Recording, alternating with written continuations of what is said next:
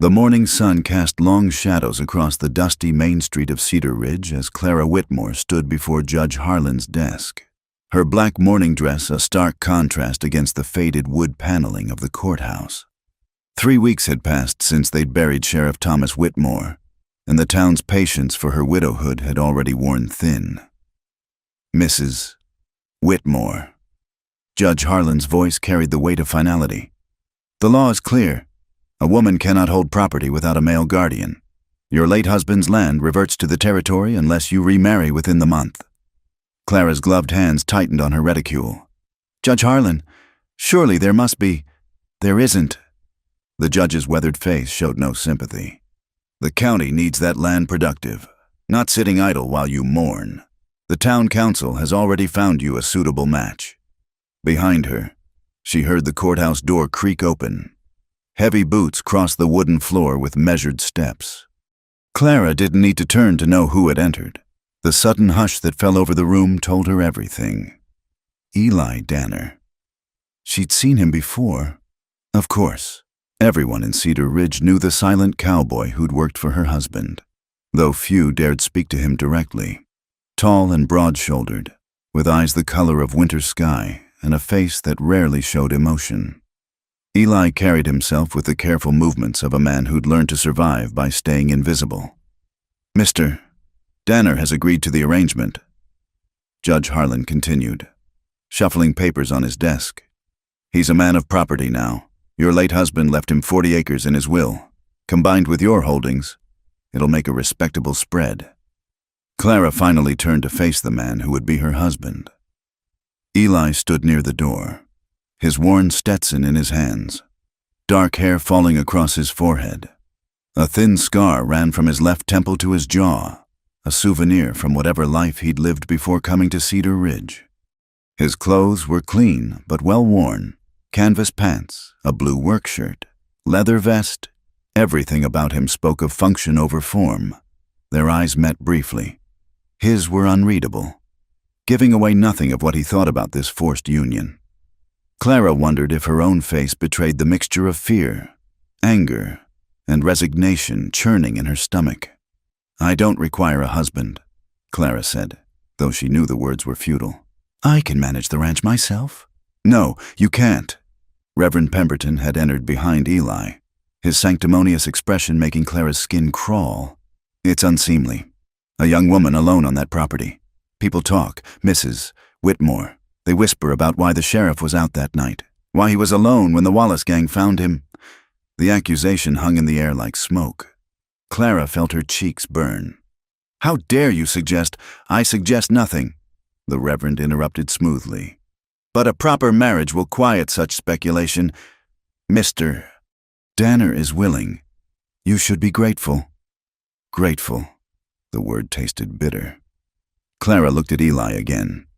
He hadn't moved, hadn't spoken. Did he want this any more than she did? Or was he simply following orders, as he'd always done for Thomas? When? She asked quietly, defeat settling over her shoulders like a heavy shawl. Tomorrow morning, Judge Harlan said. 10 o'clock. Just a simple ceremony. No need for anything elaborate given the circumstances. The circumstances. Her husband murdered, her reputation questioned, her future decided by men who saw her as property to be transferred from one guardian to another. Clara's spine stiffened. Fine, she said. But I have conditions. Judge Harlan's eyebrows rose. You're hardly in a position to negotiate, Mrs. Whitmore. Nevertheless, Clara turned to Eli. I'll need to speak with Mr. Danner, privately. For the first time, Eli moved, shifting his weight slightly. When he spoke, his voice was low and rough, as if he didn't use it often. Outside, it wasn't a question. Clara nodded and followed him out of the courthouse, aware of the eyes watching them through windows and doorways. News traveled fast in Cedar Ridge, and by evening, everyone would know about tomorrow's wedding. They stopped near the water trough outside Morrison's general store. Eli leaned against the hitching post, finally meeting her gaze properly. Up close, she could see lines around his eyes, not from laughter, but from squinting against sun and wind. He couldn't be more than 35, but his face carried the weight of hard years. "You don't want this," Clara said. It wasn't a question. "Neither do you." His voice held no emotion, just stated fact. Then why agree? Eli was quiet for a long moment, his eyes drifting to the horizon where dust devils danced in the heat. "I owed your husband. He gave me work when no one else would. Didn't ask questions about my past. This is how I pay that debt. By marrying his widow? By keeping you safe." The words were simple, but Clara heard the weight behind them. "Tom worried about you, especially near the end. Said there were rumors about the Wallace gang moving closer, that they had eyes on the ranch. He made me promise." Eli stopped abruptly, jaw tightening. "Promise what?" "To look after you if something happened." Clara felt tears prick her eyes. Thomas had known, somehow. He'd known danger was coming and had tried to protect her even in death. "He never told me. He wouldn't have wanted to worry you." They stood in silence, watching a freight wagon rumble past. Finally, Clara spoke. "My conditions are simple. This will be a marriage in name only. You'll have your room, I'll have mine. I'll cook and keep house. You'll work the land. We'll be business partners." Eli nodded once. "Fair enough. And I won't be treated as property. I may have to marry you by law, but I won't be owned." Something flickered in his eyes. Respect, perhaps. "I don't own things that can think for themselves. Mrs. Whitmore." It was an odd way to phrase it, but Clara understood. She extended her hand, and after a moment's hesitation, Eli shook it. His palm was calloused, his grip firm but not crushing. "Tomorrow, then," she said. "Tomorrow." Clara turned to leave, then paused. "Why do they fear you? The townspeople?" Eli's expression didn't change, but his eyes grew distant. "Because they're smart enough to fear what they don't understand." It wasn't really an answer, but Clara didn't press. Tomorrow she'd be married to this stranger, this man with secrets written in the scars on his skin and the shadows in his eyes. Tonight. She had one last evening as Thomas Whitmore's widow. She walked home alone, back straight despite the weight of gossip and judgment pressing down on her. Behind her, she felt Eli watching, and wondered if he was already keeping that promise to her dead husband. The house felt emptier than usual when she arrived.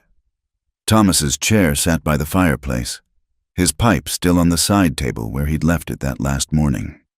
Clara touched it gently, then moved through the rooms like a ghost, memorizing each space as it was now, before another man's presence changed it forever. She prepared a simple supper but couldn't eat. Instead, she sat at the kitchen table with Thomas's old journal, reading his careful notes about cattle prices and weather patterns. On the last page, dated just 2 days before his death, she found something that made her breath catch. "Eli Danner is a good man, despite what others say. If anything happens to me, he'll do right by Clara. I've made sure of it." Clara closed the journal and pressed it against her chest. "Oh, Thomas, even in this, you were trying to protect me." As darkness fell, she prepared for bed in the room she'd shared with her husband for 8 years. Tomorrow night, she'd sleep here alone while a stranger occupied the spare room down the hall. It was better than losing everything, she told herself. Better than becoming a charity case or worse. But as she lay in the dark, listening to coyotes howl in the distance, Clara couldn't shake the feeling that tomorrow would change more than just her name. Something in Eli Danner's eyes, that careful watchfulness, that controlled stillness, spoke of a man who'd learned to survive in a hard world by becoming harder. What kind of man was she binding herself to, and what secrets lay behind that scarred, silent face? The questions followed her into uneasy dreams, where Thomas's voice whispered warnings she couldn't quite hear, and pale blue eyes watched her from the shadows. Tomorrow would come soon enough.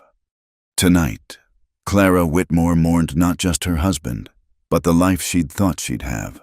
A life that had died with him on that dark road 3 weeks ago, leaving her at the mercy of laws written by men who'd never loved and lost, who saw her as a problem to be solved rather than a person to be saved. The wedding ring felt foreign on Clara's finger as she stood at the mercantile counter, waiting for Mr. Morrison to finish wrapping her flower. 2 weeks had passed since the ceremony, if one could call that brief. Joyless exchange of vows in front of Judge Harlan a ceremony. Now she wore the title of Mrs. Danner like an ill-fitting coat, neither comfortable nor truly hers. "That'll be $2, Mrs. Danner." Morrison's emphasis on her new name carried an edge of disapproval. Behind her, Clara heard Mrs. Hutchins whisper to her companion, the words "shameful" and "too soon" drifting across the store like poisonous smoke. Clara placed the money on the counter with steady hands, though inside she wanted to flee. "Thank you, Mr. Morrison. Heard your new husband's been keeping to himself out at the ranch." Morrison's tone suggested this was somehow Clara's fault. Man needs to be social, part of the community, unless he's got reasons for hiding. "Mr. Danner is working. The ranch requires attention." Clara kept her voice level, though heat rose in her cheeks. "I'm sure it does." Mrs. Hutchins had approached, her pinched face radiating false concern. "Such a tragedy about dear Thomas. He was so well regarded, everyone trusted him completely." The implication hung heavy, unlike your current husband. Clara gathered her purchases. "Good day, ladies." She'd made it halfway to the door when Mrs. Hutchins' parting shot found its mark.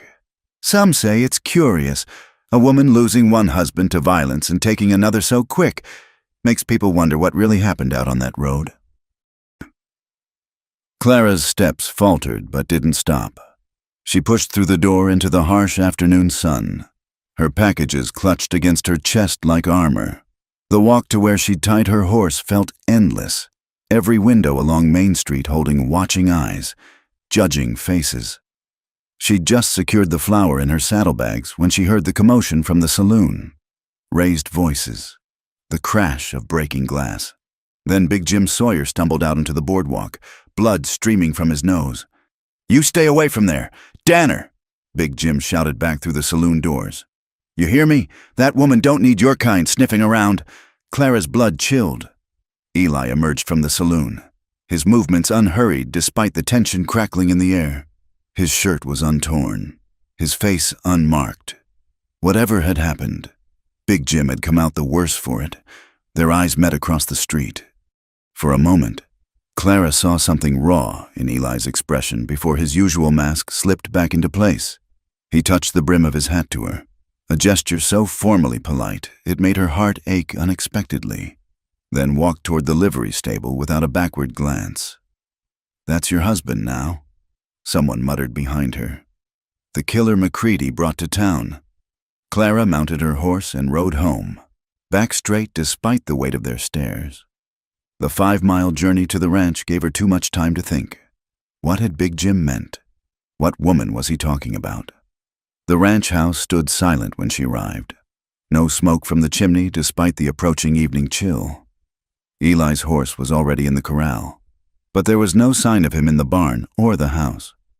Clara unloaded her supplies and started supper, falling into the routine that had become her refuge these past weeks. Cook, clean, retire to her room. Minimal interaction with the stranger she'd married. Eli appeared at sunset, entering through the kitchen door as quietly as always. Dust covered his clothes, and she noticed torn fabric at his shoulder, a dark stain that might be blood. "You're hurt," she said, the words escaping before she could stop them. He glanced at his shoulder as if just noticing. "Caught it on wire. It's nothing. It needs cleaning." Clara was already moving to the cabinet where she kept medical supplies. "Sit. I can manage. Sit." Her tone brooked no argument, surprising them both. After a moment's hesitation, Eli pulled out a chair and sat. Clara brought water, clean cloths, and the bottle of whiskey Thomas had kept for medicinal purposes. "You'll need to remove your shirt." His hand stilled on the buttons. "I said I can manage, and I said it needs cleaning, unless you'd prefer infection." Their eyes met in a brief battle of wills before Eli resumed unbuttoning. When he shrugged off the shirt, Clara had to suppress a gasp. His back and chest were a map of violence, old scars crossing newer ones. Some from bullets, others from knives or whips. Whatever life Eli had lived before Cedar Ridge, it had been written in pain on his skin. She cleaned the fresh wound in silence, aware of the way he tensed under her touch. Muscles coiled as if ready to flee or fight. The gash wasn't deep, but it was longer than she'd expected. Running from his shoulder blade almost to his spine. "This wasn't from fence wire," she said quietly. "No. Big Jim? He had friends." Eli's voice held no emotion. "They thought 3-on-1 might improve their odds. Did it? No." Clara secured the bandage, then stepped back. Eli pulled his shirt on quickly, and she noticed how he favored his left side, another hurt he hadn't mentioned. "Why were they angry with you?" She returned the medical supplies to their cabinet, not looking at him. "Big Jim's been coming around the ranch when I'm not here." Clara's hands stilled. "What?" "Checking on you. He said, making sure you're treated proper." Understanding dawned, bringing heat to her cheeks. "He has no right." "That's what I told him." Eli stood, testing his shoulder. "He disagreed. I convinced him otherwise." The thought of Big Jim Sawyer checking on her made Clara's skin crawl. She'd noticed his lingering looks at Thomas's funeral, the way he'd tried to corner her afterward with offers of help. "I can handle Jim Sawyer. Not if he brings friends." Eli moved toward the door, then paused. "There's a rifle in the barn, wrapped in oilcloth under the feed bins. Thomas kept it there. You know how to use it?" "Yes. Keep it in the house." He was gone before she could respond, disappearing into the growing darkness. Clara served the supper she'd prepared, eating alone as had become her custom. But tonight, she found herself listening for the sound of Eli's footsteps, wondering where he went when he left the house each evening. An hour later, she heard him in the spare room, Thomas's old study that Eli had claimed as his own. Unable to concentrate on her mending, Clara made a decision that surprised her. She prepared a plate from the leftovers and knocked on his door. "Come." Eli sat at the small desk, writing in a leather journal by lamplight. He looked up, clearly surprised to see her. "You missed supper," she said, setting the plate on the desk. "I don't—" He stopped, seeming to reconsider. "Thank you." Clara noticed what he'd been writing, rows of numbers and notations about cattle, feed costs, market prices. "You're planning for winter. Someone needs to." He set down his pen. "Your husband was a good man, but he wasn't much for ranch work. The herd's thin. Fences need repair before the snow comes. Thomas tried his best." "I know." Eli's voice softened slightly. "But trying and doing are different things. You'll need every head of cattle to make it through winter. And right now, you're losing them to weak fences and poor grazing." Clara sank into the chair across from him, suddenly exhausted. "I don't know anything about ranching. Thomas handled all that." "You'll learn. Will you teach me?" The question hung between them. Eli studied her face, and she wondered what he saw, the sheriff's pampered widow or something more. "If you want to learn, yes, I do." Clara stood to leave, then turned back. "Eli, what Big Jim said about you being a killer. It's true." His voice was flat, matter of fact. "I've killed men, some for money, some for survival. That's what Big Jim meant, what they all whisper about. The gunslinger McCready brought to town and your husband was fool enough to hire." Clara absorbed this confession, surprised to find she wasn't afraid. "But you're not that man anymore, aren't I?" He gestured to his bandaged shoulder. "I put 3 men down today without reaching for my gun. Violence is what I know. Mrs. Danner. It's what I'm good at. Pretending otherwise doesn't change the truth." "Then why stay? Why agree to this marriage if you believe you're so unsuited to peaceful life?" Eli was quiet for a long moment. When he spoke, his voice carried a weight of old pain. Maybe a man gets tired of being what he's good at. Maybe he wants to try being something else, even if he's bound to fail. Clara felt something shift in her chest. Not quite sympathy, but understanding. "Then we're both trying to be something we're not. I'm pretending to be a proper ranch wife when I know nothing about it. And you're pretending to be a farmer when you're really a warrior." "Warriors have honor," Eli said quietly. I was just a man with a fast gun and a willingness to use it. Was, Clara repeated. Past tense. Their eyes met across the small room, and for a moment, the air felt charged with possibility. Then Eli looked away, picking up his pen. Thank you for the supper. Dismissed. Clara returned to her room, but that night, she lay awake thinking about the scars on Eli's back, the careful way he moved through the world, the loneliness that seemed to wrap around him like a second shadow. She thought about Big Jim's possessive attention and Eli's violent response to it.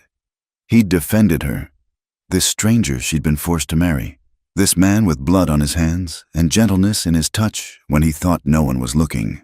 He'd fought for her honor against men who saw her as available simply because her husband was dead. Outside, a wolf howled in the distance, and another answered. Clara pulled her quilts higher, wondering if Eli was awake too, listening to the wild calling to wild. Tomorrow, she decided, she would ask him to show her the ranch, to teach her what she needed to know. If they were both pretending to be something they weren't, perhaps they could pretend together. And maybe, in time, the pretense would become truth. The first riders appeared at dawn, their silhouettes dark against the pale morning sky. Clara spotted them from the kitchen window where she was preparing breakfast, and her blood ran cold. 3 men, moving with the casual confidence of those who expected no resistance. Eli, she called, surprised by how steady her voice sounded. He appeared in the doorway instantly, already dressed, as if he'd been waiting. His eyes followed her gaze to the window, and his expression hardened. Get the rifle. Clara retrieved the Winchester from behind the door where she'd kept it since Eli's warning. When she returned, he was strapping on a gun belt she'd never seen before, worn leather holding a Colt .45 that looked as much a part of him as his own hand. You know them? She asked. Maybe. He checked the cylinder with practiced efficiency. Stay inside, no matter what happens. Stay inside. Eli! But he was already gone, stepping out onto the porch with that same unhurried gait she'd seen at the saloon. Clara positioned herself at the window, rifle ready, heart pounding. The riders stopped just beyond the gate. The man in front pushed back his hat, revealing a face marked by sun and violence. Well, Eli Danner. Heard you'd gone respectable. Wade. Eli's voice carried no surprise. You're a long way from Texas, following opportunities. Wade's grin was all teeth, no warmth. Heard about a sweet little setup here. Sheriff's dead. Widow's got land. Money. Then I hear she up and married herself a gunslinger. Had to come see if it was true. It's true. Now move on. Wade laughed, the sound sharp as breaking glass. That's no way to treat old friends. Eli, we rode together, remember? That job in Amarillo, the stage outside Fort Worth? You weren't so high and mighty then. Clara's hands tightened on the rifle. This was Eli's past, come calling with familiar faces and shared sins. That was a different life, Eli said. Was it? Wade leaned forward in his saddle. Because the way I remember it, you owed us. We saved your hide in Laredo, and you lit out before the split. Some might call that stealing. Some might call it surviving. The man to Wade's left, younger, nervous, had been scanning the windows. His eyes met Clara's, and he grinned. That her? The sheriff's widow? Pretty little thing. Bet she doesn't know what she married. Eli shifted slightly, a minimal movement that nonetheless changed everything about his stance. My wife's not part of this conversation. Your wife. Wade savored the words like whiskey. Eli Danner with a wife. What's next? You gonna take up farming? Go to church on Sundays? If that's what it takes. Takes for what? To be left alone. Wade's humor evaporated. You can't just walk away. Eli, nobody leaves the life. You know that. I did. No, you just stopped for a while. But we both know what you are. What you'll always be. That woman in there, she's gonna learn it too. Probably the hard way. Clara saw Eli's hand move, not to his gun, but to rest casually on the porch railing. Anyone else might have missed the tension in his shoulders. the way his weight shifted to the balls of his feet. "You need to leave. Wade. Now." "Or what? You'll gun us down in front of your pretty wife? Show her what kind of man she's sharing a bed with? We're done here." Wade studied him for a long moment. "Maybe we are. For now. But this ain't over. Eli, you've got debts, and one way or another, they get paid." He wheeled his horse around, his companions following. They rode off slowly, making a show of it, and Clara didn't breathe properly until they disappeared over the ridge. Eli remained on the porch, still as stone, watching the horizon. Clara set the rifle aside and stepped outside, approaching him carefully. "Old friends?" she asked. "Old mistakes?" He turned to her, and she saw something in his eyes she hadn't expected. Shame.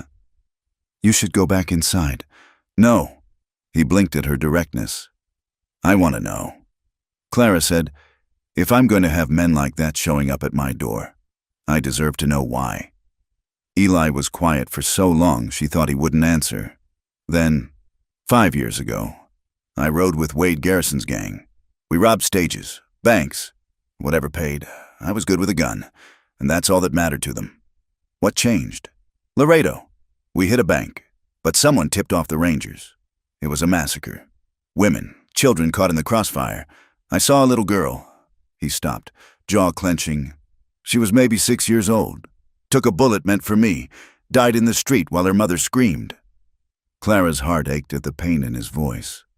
"I left that night, took my cut and rode out. Wade figures I owe them for saving my life in the shootout, that I broke the code by leaving." Eli finally looked at her. "He's probably right. You couldn't stay after that." "Couldn't I? The others did. Wade stepped over that girl's body to get to the horses." His laugh was bitter. "I'm no better than them. Mrs. Danner. I just got squeamish at the wrong moment." "The right moment," Clara corrected softly. "Your conscience woke up at exactly the right moment." "Conscience." He said the word like it was foreign. "Is that what you call it when you're haunted by a child's face every time you close your eyes?" Without thinking, Clara reached out and touched his arm. He flinched but didn't pull away. "I call it human. Humans don't do what I've done. Humans do exactly what you've done, good and terrible things, sometimes in the same day. The difference is whether they can face it, whether they try to change." Eli stared at her hand on his arm, as if it were a puzzle he couldn't solve. "Your husband would be spinning in his grave, knowing I told you this." "Thomas is dead," Clara said gently. "And he trusted you enough to ask you to protect me. That means something. It means he was desperate, or that he saw what I'm starting to see, which is—" Clara considered her words carefully. "A man trying to be better than his worst day." Eli turned away, but not before she caught a glimpse of raw emotion on his face. "You don't know what you're saying." "Don't I? You think you're the only one with regrets? The only one who's done things they're ashamed of? What could you possibly have done that compares?" The question hung in the morning air. Clara withdrew her hand, wrapping her arms around herself. "I wished him dead sometimes. Thomas, is that shocking enough for you? He was a good man, but he was distant, cold, more married to his badge than to me. Some nights I'd lie there beside him and wish I were anywhere else. With anyone else." She expected judgment, but Eli's expression held only understanding. "Then he was killed, and everyone acted like I'd lost some great love. The grieving widow.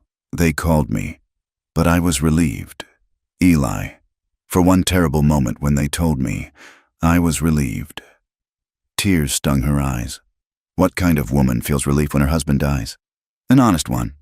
The simple acceptance in his voice broke something in her. The tears came then, hot and sudden. She turned away, embarrassed. But Eli caught her shoulder gently. "Don't," he said. "Don't apologize for truth. Everyone thinks I'm this perfect widow, but I'm a fraud. I'm human." He echoed her earlier word back to her. Just human. They stood there in the morning light, two damaged people sharing their broken pieces. Finally, Clara wiped her eyes and managed a watery smile. "Quite a pair, aren't we? The killer and the fraud." Former killer, Eli corrected, and she was surprised to catch a hint of dark humor in his voice. I'm reformed now. Remember? Of course. How could I forget? And I'm the devoted widow. Devoted? He tested the word. That what you're calling this arrangement? What would you call it? He considered. Practical? Romantic? Necessary? Flattering, but she was almost smiling now. What about unexpected? That works. He paused. Clara? It was the first time he'd used her given name, and something fluttered in her chest. Yes? Wade will be back, him or others like him. This life I'm trying to leave. It doesn't let go easy. Then we'll face it when it comes. We? Did you think I'd run? Leave you to handle it alone? She lifted her chin. I may be a fraud of a widow, but I'm no coward. Something shifted in Eli's expression, a softening around his eyes, a slight relaxation of his perpetual guard. No, he said quietly. You're no coward. Thunder rumbled in the distance, and they both looked to the darkening sky. The storm that had been building for days was finally arriving. We should get the animals secured, Eli said, shifting back to practical matters. Show me what to do. He looked surprised. You want to help? I told you I want to learn. Might as well start with storm preparations. They worked together through the morning, Eli teaching her how to check the barn for weak spots, how to ensure the horses had adequate shelter, how to secure anything that might become dangerous in high winds. His instructions were patient, thorough, and Clara found herself enjoying the work despite the circumstances. By the time the first fat raindrops began to fall, they'd battened down everything that needed securing. They ran for the house as the sky opened up, arriving breathless and already soaking.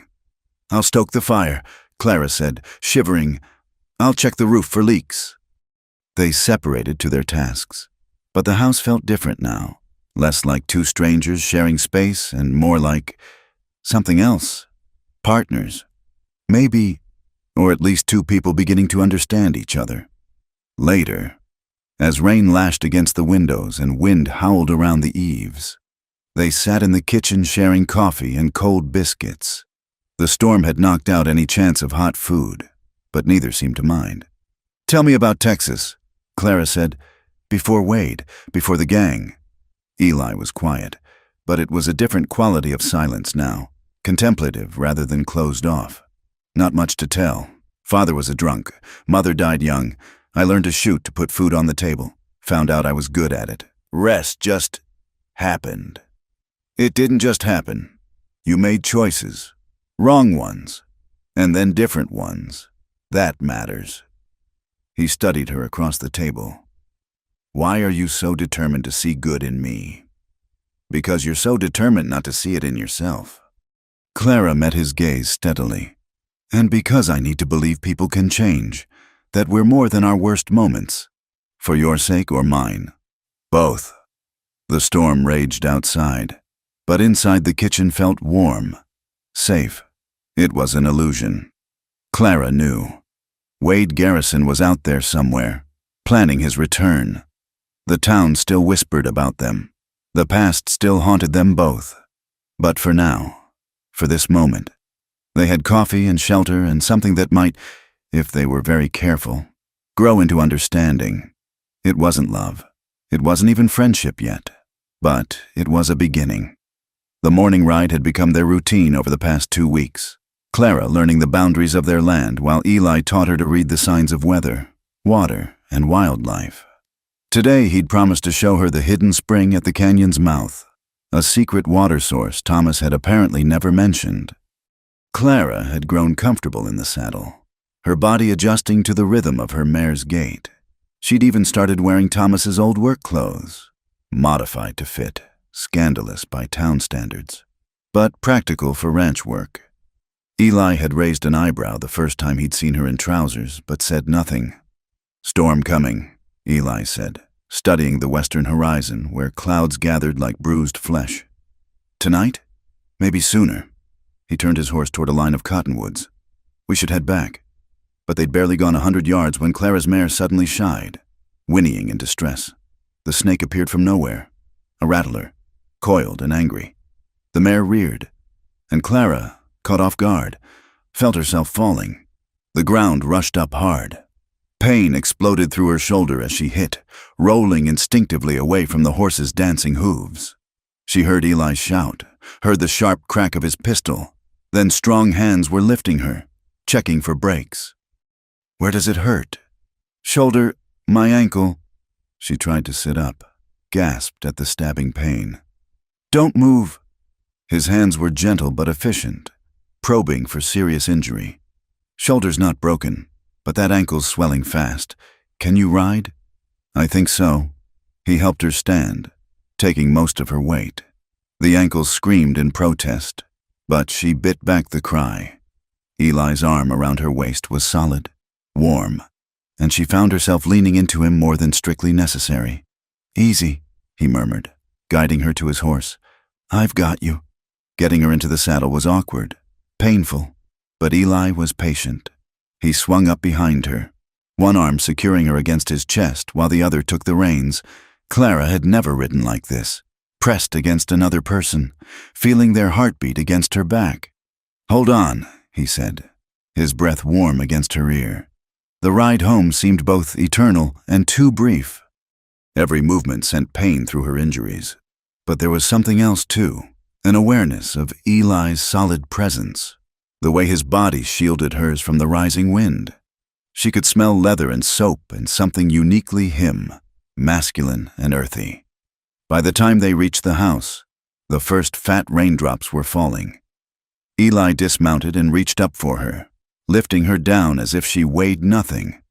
For a moment, they stood frozen, her hands on his shoulders, his at her waist, rain beginning to fall around them. "Can you walk?" She tried to put weight on the ankle and nearly collapsed. Without hesitation, Eli swept her up in his arms, carrying her toward the house. Clara's protest died on her lips. There was something both thrilling and terrifying about being held like this, feeling the strength in his arms, the careful way he maneuvered through the door. He set her gently on the kitchen chair. "Let me see that ankle." Clara unlaced her boot, wincing as Eli helped to ease it off. The ankle was already purple and swollen. He fetched water and cloth, his touch surprisingly gentle as he wrapped it. "You've done this before," she observed. "Patch up injuries?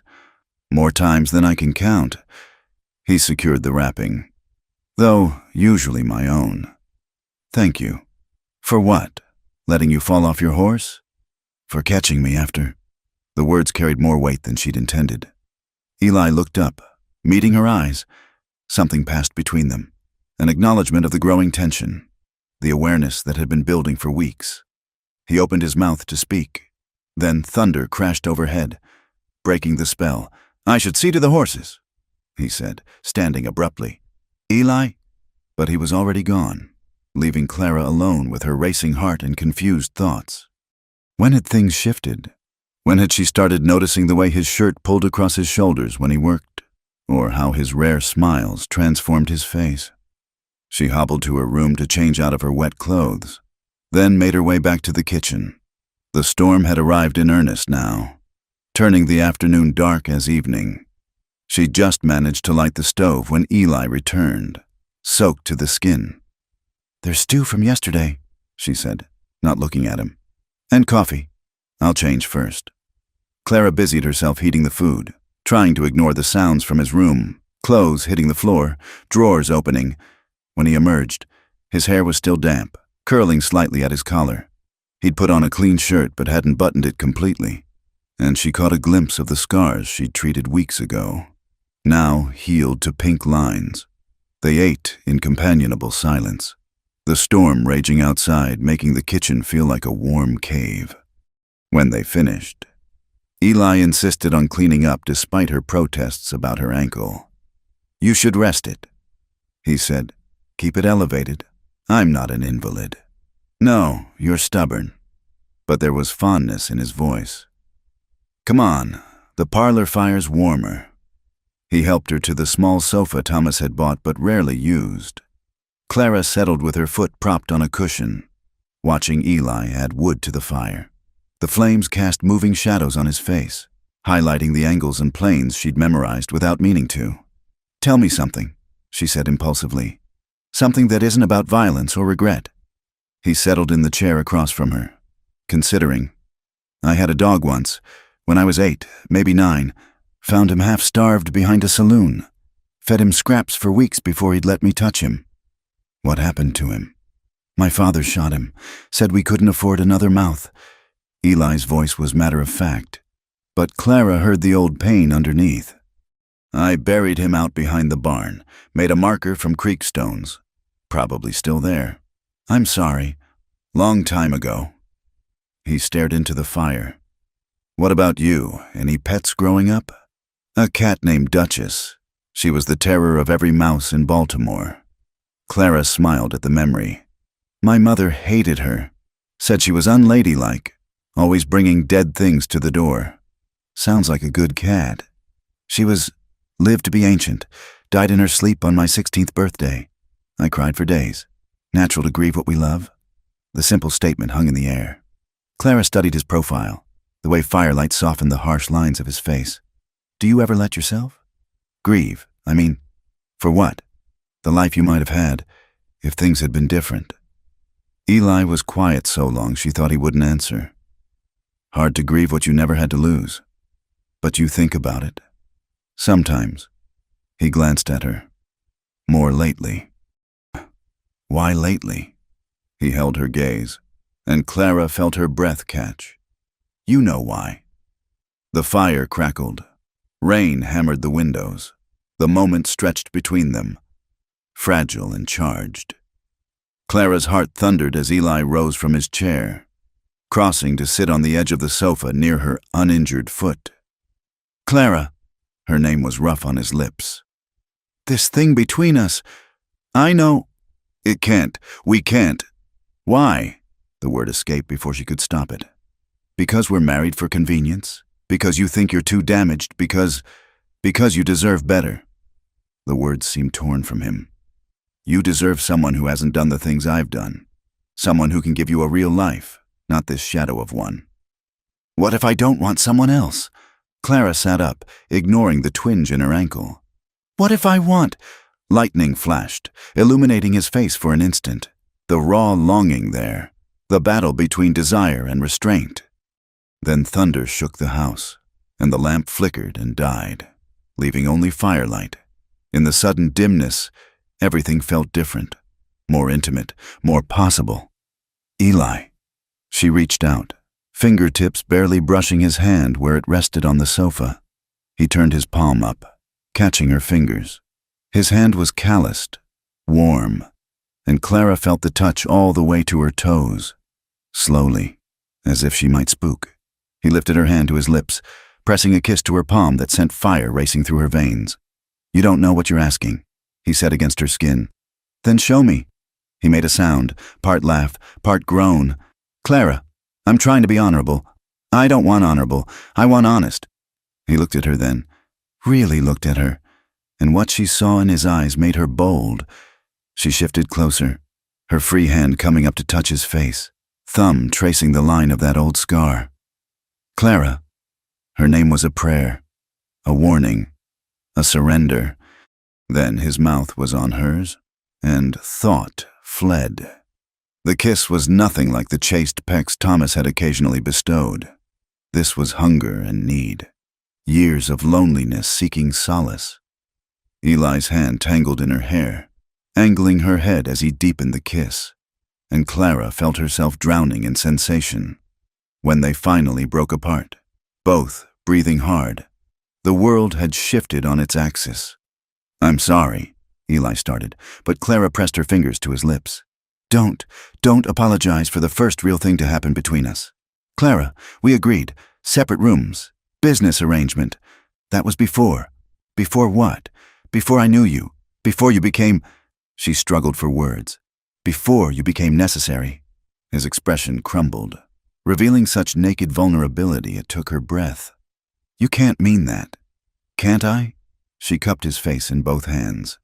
"Eli Danner, you impossible, stubborn, beautiful man. I've been falling for weeks and too afraid to admit it." Afraid? You? Terrified, because wanting you means admitting I never really wanted Thomas. It means being the woman everyone whispers I am, the one who buried her husband and took another too fast. To hell with what they whisper. The vehemence in his voice surprised them both. Then Eli was kissing her again, softer this time but no less intense. When he pulled back, he rested his forehead against hers. I don't know how to do this, he admitted. How to be what you need. I don't need you to be anything but yourself. That might be the problem, or the solution. Clara threaded her fingers through his. We're both broken. Eli, maybe that means we fit together better. He laughed, soft and wondering. When did you get so wise? Somewhere between falling off my horse and this moment. They stayed there as the storm raged, trading kisses and touches, learning the shape of each other. When the fire burned low, Eli carried her to her room, settling her carefully on the bed. Stay, she whispered, catching his hand. Clara, not for just stay, sleep beside me. Let me not be alone tonight. The struggle on his face was clear, but finally he nodded. He lay down beside her, fully clothed on top of the covers. Clara curled into his side, her head on his chest, listening to his heartbeat gradually slow. Eli? This changes everything, doesn't it? His arm tightened around her. Everything, he agreed. Outside, the storm was already passing, but inside Clara's heart, a different tempest was just beginning. She'd broken all her own rules, shattered the careful boundaries she'd erected. But with Eli's warmth beside her and his breath stirring her hair, she couldn't bring herself to regret it. Tomorrow would bring its own challenges. Wade might return. The town would gossip. Reality would intrude. Tonight she had this. A killer's gentle hands, a broken man's careful heart, and the first stirrings of something that might, despite all odds, grow into love. The attack came at dusk, 3 days after the storm. Clara was checking on the chickens when she heard the first gunshot, a sharp crack that sent the birds into panicked flight. Then came the sound of horses, too many horses, and men shouting, "Get everyone inside!" someone yelled. "They hit the stage station!" Clara ran for the house, her recently healed ankle protesting. Through the kitchen window, she could see riders on the main road, at least a dozen men, their faces covered with bandanas. The Wallace gang, the same men who'd killed Thomas. Where was Eli? He'd ridden out that morning to check the far pastures. Fear clawed at her throat as she grabbed the Winchester, checking the load with trembling fingers. More gunshots echoed from town. Then she saw them, 3 riders breaking off from the main group, heading straight for the ranch. Her ranch. Clara positioned herself at the front window, rifle ready. Her hands were steady now, fear crystallizing into cold determination. They wouldn't take her home, not without a fight. The riders pulled up just outside rifle range, and one called out, "Mrs. Danner, we know you're in there. Come on out, and nobody gets hurt."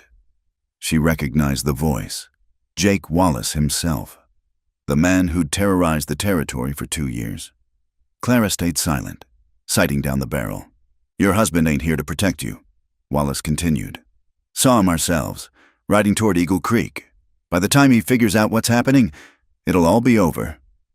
They'd planned this, waited until Eli was gone. Clara's finger found the trigger. "Now, we ain't here to hurt you, ma'am. Just need supplies, food, ammunition, maybe some of that gold the sheriff was supposed to have hidden. You cooperate. We ride on. Nobody has to die today." Lies. Clara had seen what the Wallace gang left behind. Burned homes, murdered families. They didn't leave witnesses. Movement to her left caught her eye. Another rider, circling toward the back of the house. She shifted position, trying to cover both approaches, knowing it was impossible. Then she heard it, the thunder of hooves riding hard, a lone rider cresting the hill, coat billowing behind him like wings of vengeance. Eli. He must have heard the shots, must have ridden like hell itself was chasing him. Wallace's men saw him too, wheeling their horses to face this new threat. "Well, well," Wallace drawled. "The husband returns. Boys, looks like we get to have some fun after all." What happened next burned itself into Clara's memory forever. Eli didn't slow down, didn't stop to parley. He came on like an avalanche, pistol already in hand. The first shot took the rider nearest to him clean off his horse.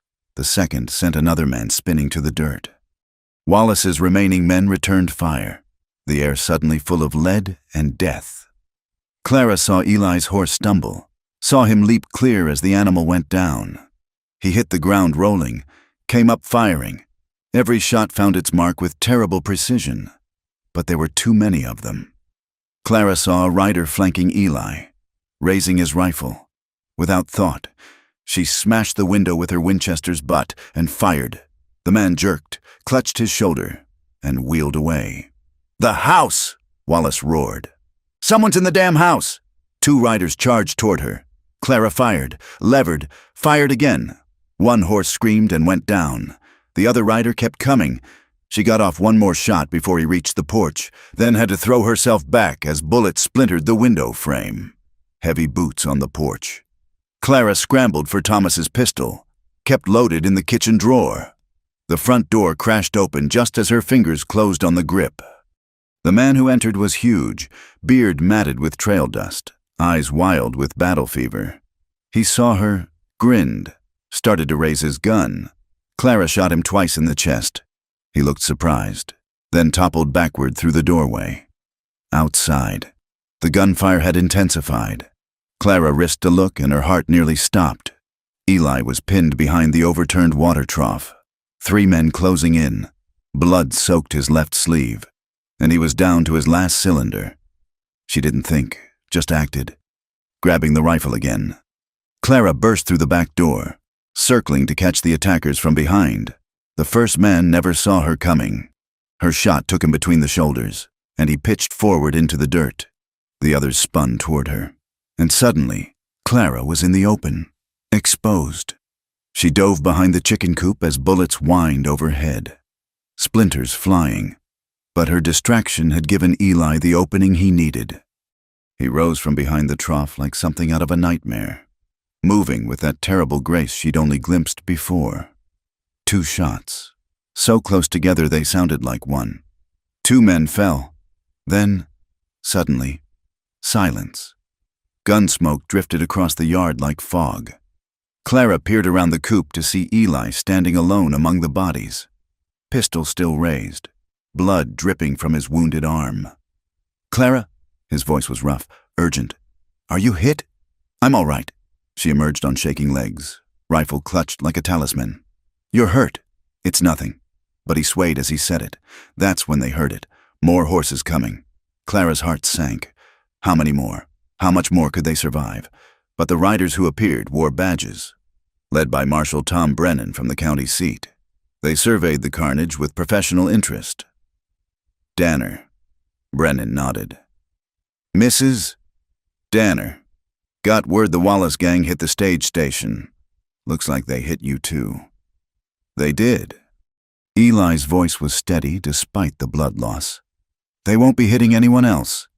Brennan dismounted, counting bodies. 5 men, including... He rolled one corpse over with his boot. "Well, I'll be damned. That's Charlie Wallace, Jake's brother." "Jake?" Clara asked. "Got away. Him and maybe 3 others. But this..." Brennan gestured at the scene. "This'll break the gang's back. Been hunting these bastards for 2 years." He looked at Eli with something like respect. "Hell of a piece of work. Danner. My wife helped." Eli's eyes found Clara's. "Couldn't have done it without her." Brennan's eyebrows rose. "That's so. Well, Mrs. Danner, there's reward money on these men. Considerable money. You 2 just got yourselves a fortune." But Clara barely heard him. She was already at Eli's side, examining his wound. The bullet had torn through the muscle of his upper arm, bleeding freely but missing the bone. "Inside," she ordered. "Now. The marshal can handle the cleanup." Inside. She got him to the kitchen, helped him out of his ruined shirt. Her hands were steady now as she cleaned and dressed the wound. though inside she was shaking. "You came back," she said quietly. "Heard the shots. Knew they'd come for you while I was gone." His good hand caught hers. Clara, I thought I'd be too late." "You weren't. When I saw them here. Saw you in that window with the rifle." He shook his head. "I've never been so scared in my life." "You? Scared?" "Terrified. The thought of losing you—" He stopped, jaw clenching. "You didn't. I'm right here. You shot a man to save me. He was going to kill you. Most people couldn't have made that shot, or any shot, in a fight like that." Clara secured the bandage, then met his eyes. "I'm not most people." "No," he agreed softly. "You're not." They stayed like that, her hands on his chest, his eyes holding hers, the violence of moments ago contrasting sharply with this gentle intimacy. "Finally," Clara asked, "will Jake Wallace come back?" "Maybe, but without his brother, without his men. He's finished. He knows it." "So it's over?" "This part is—" Marshal Brennan knocked, then entered without waiting for permission. "Got the bodies loaded up. I'll need statements from both of you, but that can wait until tomorrow." He set a leather pouch on the table with a heavy clink. "Advance on the reward money. Rest will come from the territorial governor." After he left, Clara opened the pouch. Gold coins spilled out, more money than she'd seen in her life. "We can fix the ranch now," she said. "Buy better stock, repair all the fences, maybe even add on to the house. She looked up at him. Unless you're planning to leave, now that the danger's past." Eli stood, moving to the window despite her protests about his arm. Outside, the marshal's men were finishing their grim work. When he spoke, his voice was thoughtful. "You know what I realized? Riding back here hellbent? What? That I wasn't riding to defend Thomas Whitmore's ranch or to keep a promise to a dead man?" He turned to face her. "I was riding home. To you." Clara's throat tightened. "Eli, I love you." The words came out rushed, as if he'd been holding them back too long. "I don't know when it happened. Maybe that night in the storm, maybe before. But when I thought they might hurt you—" He crossed to her in 2 strides, framing her face with his hands. "Clara, you've become my whole world. I don't know how to be without you anymore."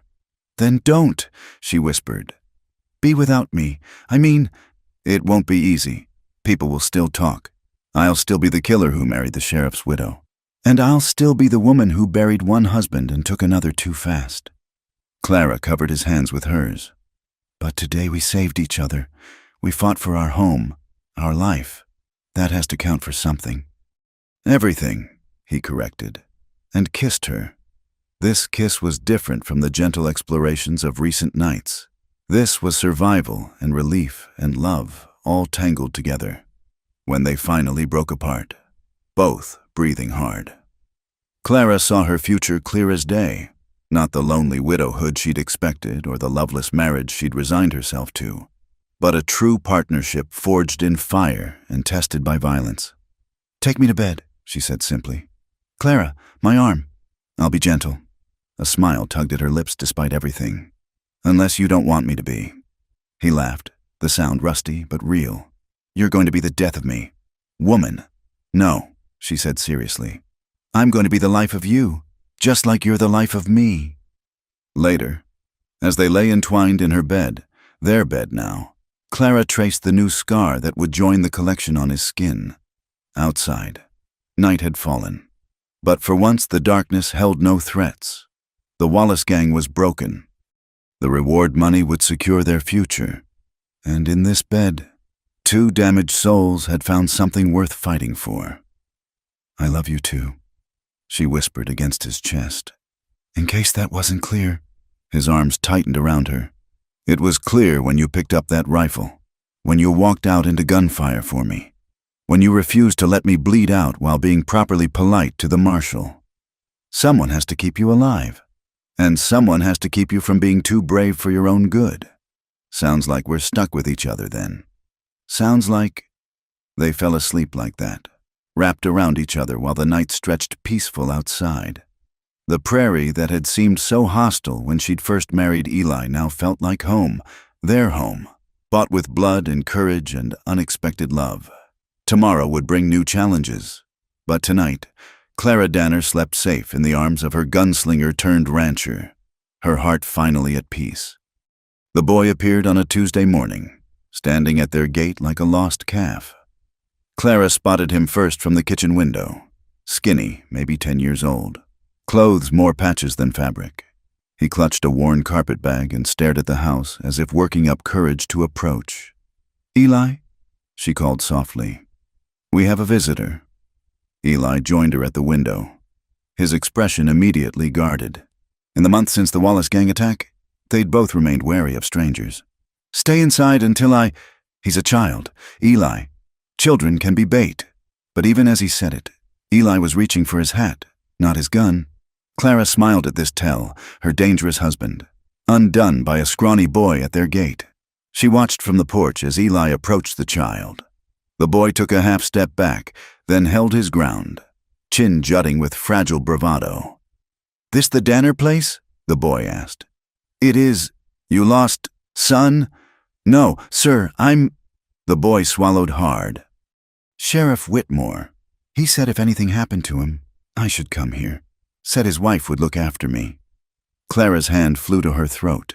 She hurried down to join them, ignoring Eli's warning glance. "Thomas sent you?" she asked gently. The boy nodded, finally looking up. His eyes were green as bottle glass, too old for his young face. "Yes, ma'am. He used to check on me at the orphanage, bring me books and such. Said I reminded him of someone." "What's your name?" "Samuel. Ma'am. Sam Carter." Clara's heart clenched. Thomas had mentioned a boy at the orphanage, one he'd taken special interest in. She'd always suspected it was because they'd never had children of their own, but Thomas had never brought the child home, never suggested.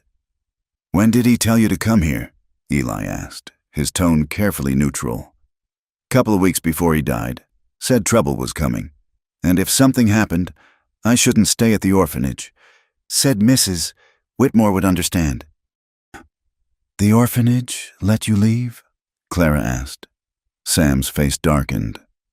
"Didn't exactly ask permission. Place burned down last week. They say it was an accident, but—" he shrugged, the gesture too weary for a child. "Weren't no accident." Eli and Clara exchanged glances. The orphanage fire had been the talk of the town. 3 children dead, the rest scattered to neighboring counties. Except, apparently, for Sam. "You've been on your own since then?" Clara asked. "Yes, ma'am. Took me a while to find the ranch. Had to ask careful like. Some folks, they don't much care for questions about Sheriff Whitmore's widow." "Come inside," Clara decided. "You look like you could use a meal." Sam's careful composure cracked slightly. "I don't want charity. Ma'am, I can work. I'm good with horses.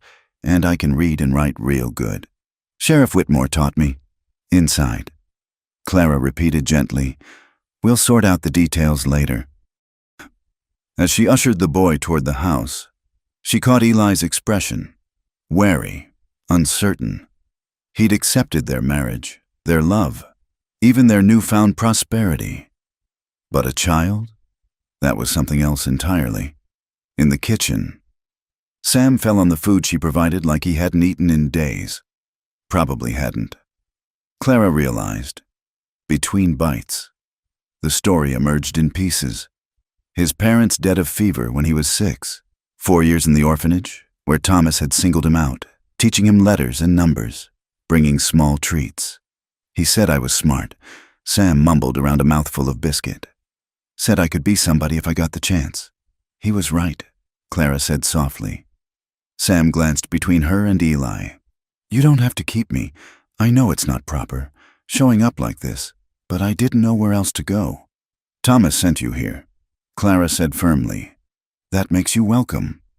Eli hadn't spoken since they'd come inside, but Clara felt his tension. When Sam yawned, she suggested he wash up at the pump while she made up the small room off the kitchen, originally meant for storage but easily converted. Once the boy was outside, Eli finally spoke. "Clara, we can't just—" Can't what? Take in a child my husband cared about? One who has nowhere else to go? I don't know anything about children. Neither do I. We'll learn. It's not that simple. A child changes everything. And we don't even know if he's telling the truth about Thomas. He is. Clara pulled out Thomas's journal, flipping to an entry from 2 months before his death. Here. Visited Sam at the orphanage today. Boy's too bright for that place. If something happens to me, I hope Clara will do right by him. He deserves better than what life's given him. Eli read the entry, his frown deepening. He planned this. Thomas planned for you to take the boy. It seems so. Without asking you. Without even telling you. Clara heard the anger in his voice. Not at the boy, but at Thomas for one more secret. One more burden placed on her shoulders without consent. It doesn't matter now, she said.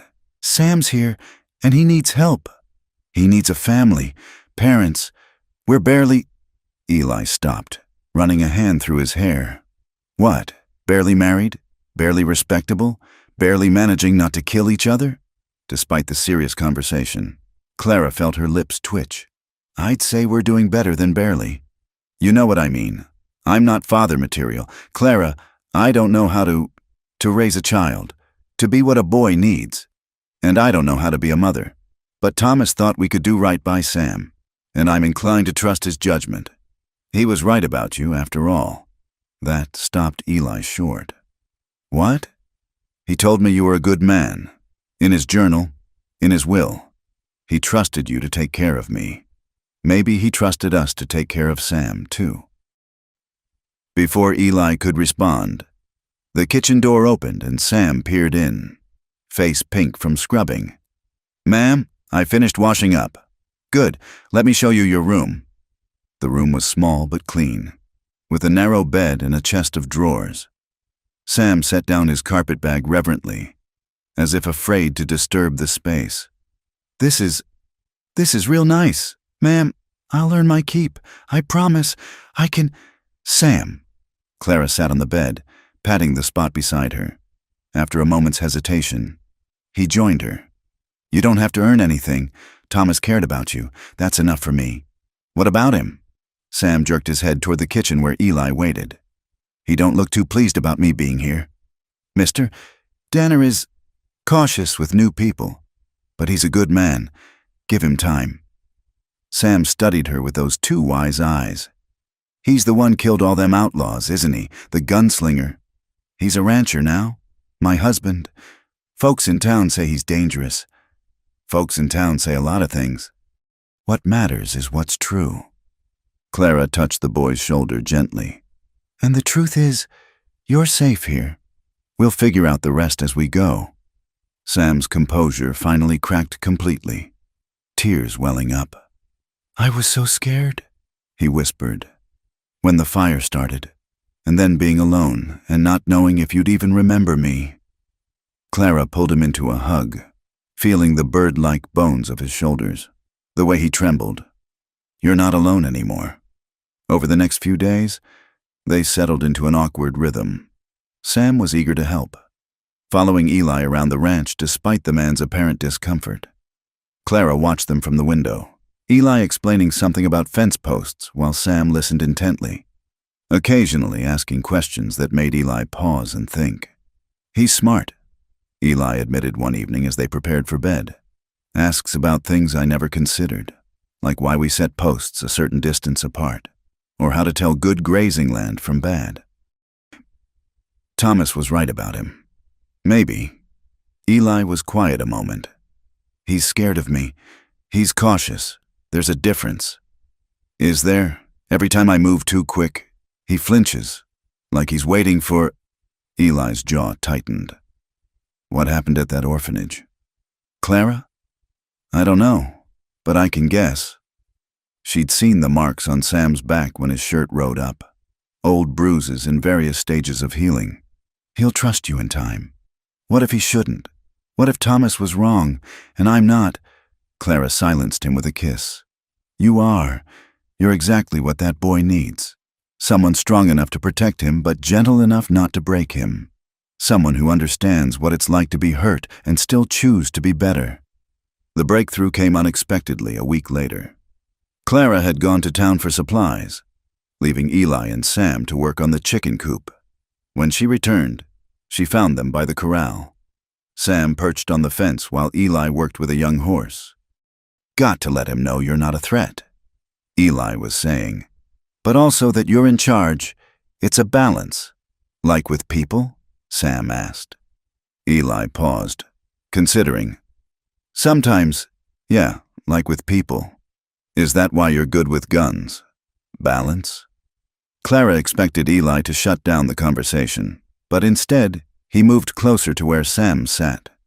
"Being good with guns is about practice and staying calm, but being good with them isn't the same as being right to use them." "When is it right? When you're protecting something worth protecting, someone who can't protect themselves. Like Mrs. Clara? Like Clara.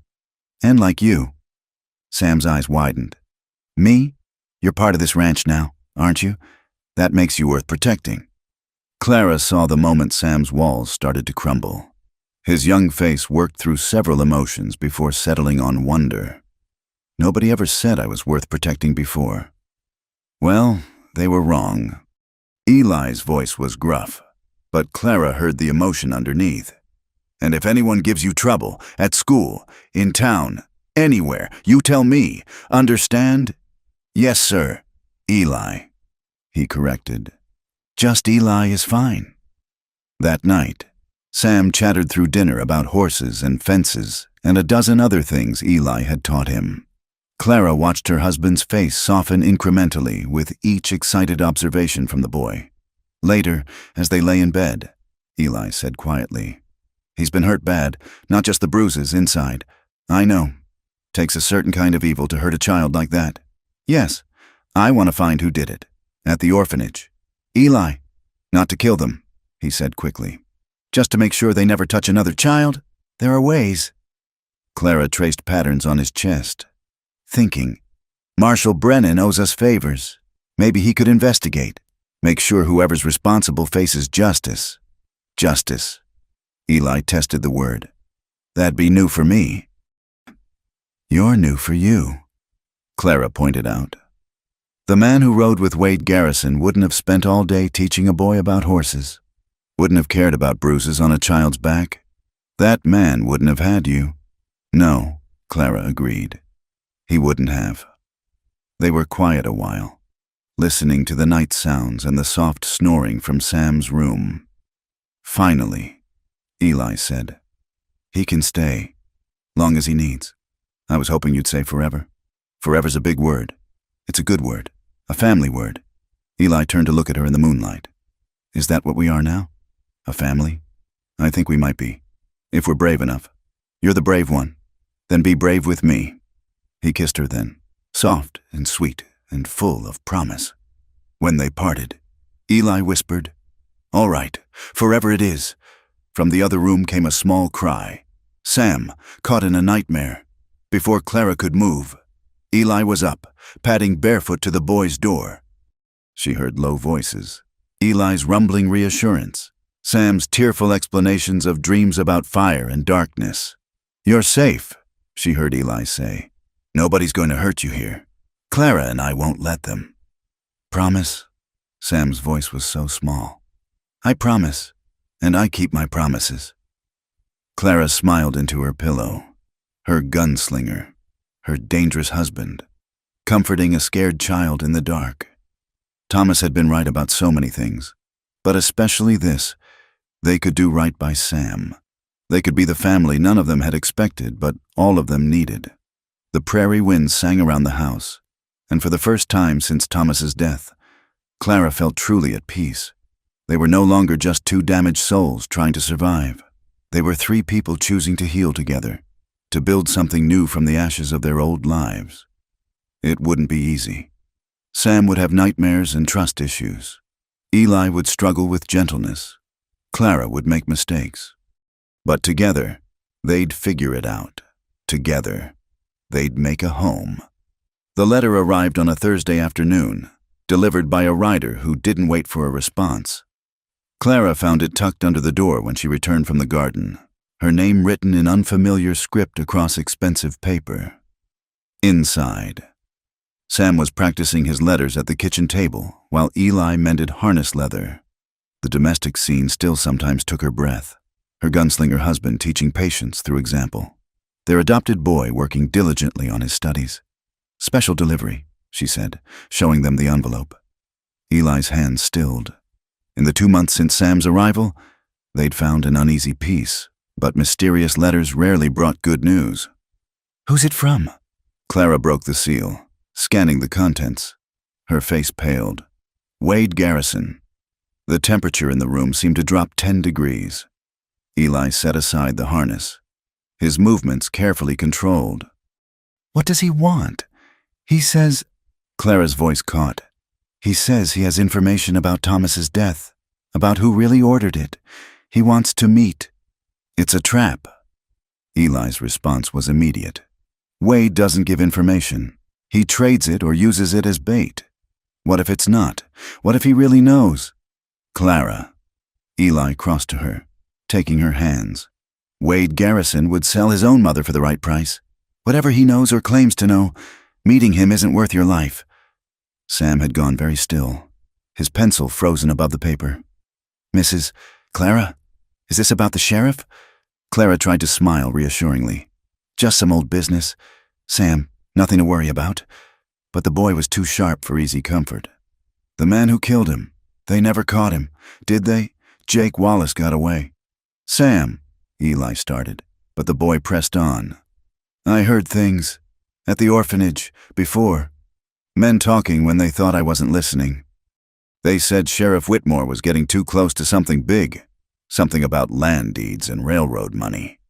Clara and Eli exchanged glances. This was new information, delivered with a child's matter-of-fact directness. "What else did you hear?" Eli asked quietly. Sam squirmed under their attention. "Just that some folks in town weren't sad when he died, that maybe the Wallace gang was hired to do it." The kitchen fell silent. Clara reread Wade's letter, her hands trembling slightly.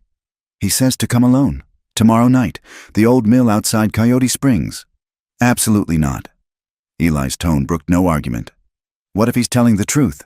What if Thomas died because he uncovered something? Then he died doing his job. That doesn't mean you need to die trying to prove it." "I'm not going to die." "You're not going at all." They stared at each other, weeks of domestic harmony cracking under the weight of old ghosts.